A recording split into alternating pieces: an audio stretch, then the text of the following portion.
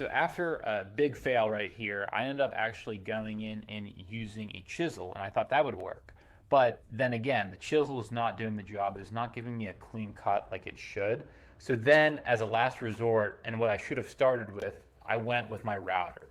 Now, the reason why I thought the router was the best option was because it gave a very smooth and clean cut. It was also the easiest to use because rather than pounding on this piece of wood and potentially splitting it, this router made a nice clean edge. I was able to follow my stencil and it gave me a great look. I think from now on, I'm going to be using this, and I think it's the best way to go when trying to make a bow tie jig to put your piece together.